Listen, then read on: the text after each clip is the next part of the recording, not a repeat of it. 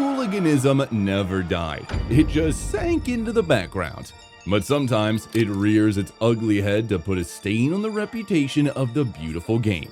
From fans doing things that got people killed, running out of the stands to attack players, and even burning countries' and players' flags.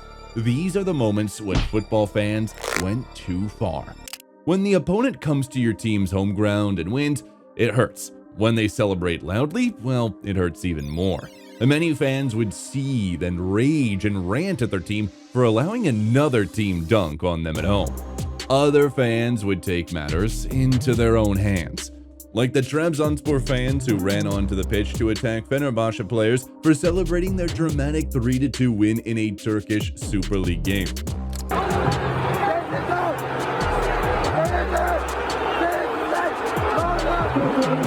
Terrible behavior. And Bright Osai Samuel made sure they understood it was terrible behavior.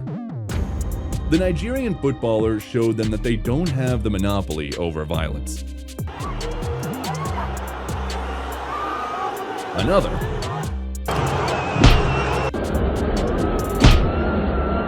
Speak about taking self-defense to the extreme.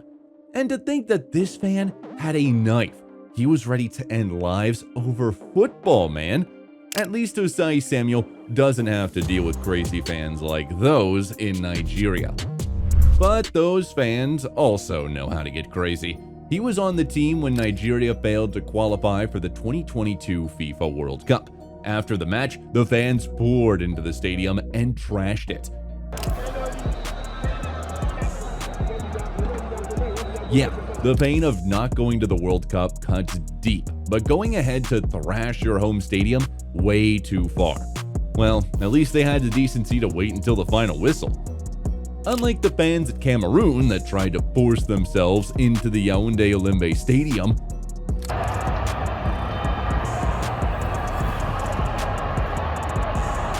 yeah, that was scenes of a stampede. The fans were trying to force their way into thinking Cameroon was going to lose.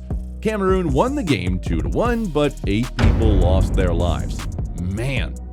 Now, Malmo fans had wild celebrations too, but at least no lives were lost. They were celebrating after their team won the Swedish First Division League title, but their celebrations were too wild. A few casualties here and there, but nothing major. The players did need serious massages because of how they were manhandled, though. Luckily for Mbappe, this pitch invasion ended up as a warm embrace for him.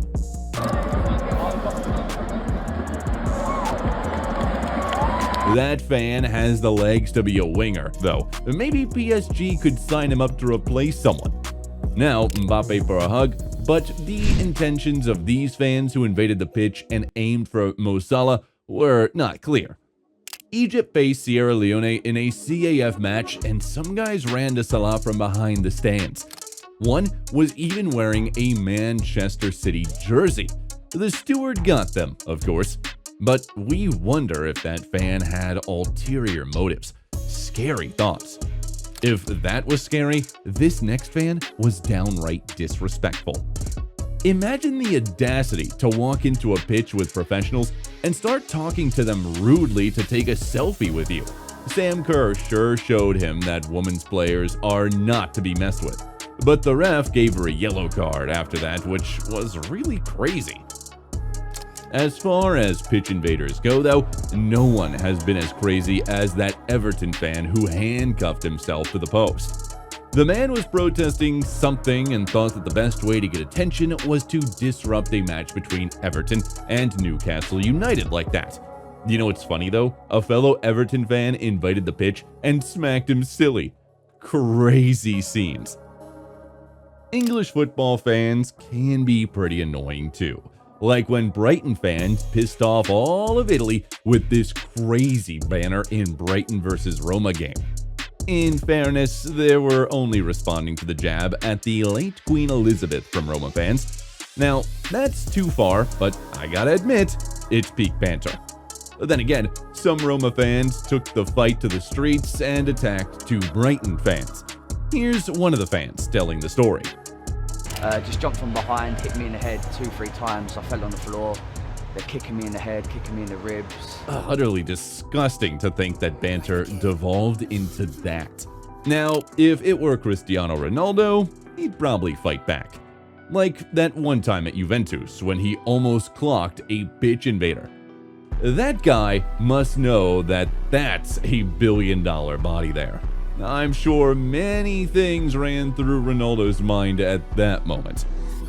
In Messi's case, it was nothing. Who knows, if the fan had succeeded, Messi could have given him the Zidane headbutt. How do you do that after someone loses an important match? Some fans don't realize that people have boundaries. Mind you, these fans were there when Messi was winning everything. When he wasn't, they were just the worst. Like that one time they gave him serious grief for losing the Copa America final. Messi even cried to show his pain. What did the fans do though? Smear campaigns, videos, silly social media posts, all insulting Messi and making him feel worse than he did. Those were definitely dark times for Messi. Neymar also faced a similar thing. Neymar got injured just before Brazil faced Germany at the 2014 FIFA World Cup quarterfinal. Before that injury, he literally carried Brazil on his back. Goals, assists, creating chances, silky dribbles. The man did everything to make Brazilians happy because they hosted that tournament. And then he broke his back. Fans were emotional. Fans cried. Fans held vigils for the man. They showed their support for the rest of the team. The support turned to rage when they were whooped by Germany 7-1.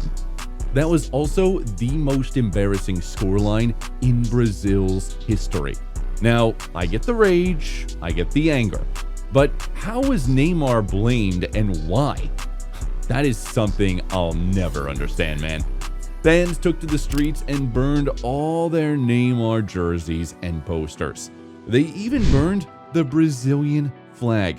Crazy and utterly disgusting. I'm sure you feel disgusted by those fans, but what they did doesn't even compare to what some Greek fans did back in 2001. America had just witnessed its biggest terrorist attack. Osama bin Laden had sent an airplane into the World Trade Center, bringing the giant building down, and thousands of lives were lost. The whole world was in mourning. Football joined in, with teams observing moments of silence before their matches. Not AEK Athens fans. When they faced Scottish side Hibernian, they jeered when the moment of silence was called. They even burnt an Israel flag and were about to burn an American one before the police stopped them. Utterly ridiculous behavior for some really weird set of fans. Messi wasn't left out of this madness from arsonists disguising themselves as fans. After the Copa America loss to Chile, fans in Argentina also burned Messi posters, jerseys, and even their own flag. They were seriously unhinged. They even got kids involved. Poor kids. They don't even know that they're being used for something stupid. I wonder how these fans must have felt after Messi won the World Cup and the Copa America before it. Such ridiculousness because they didn't understand that football is just a game in the end. And now fans are just ridiculous and do some things that go too far. But have you guys heard of the fans that also caused an earthquake? Yeah, that's right. Fans were jumping and celebrating so hard, the earth literally shook. Click on the video on the screen now to see this unbelievable moment.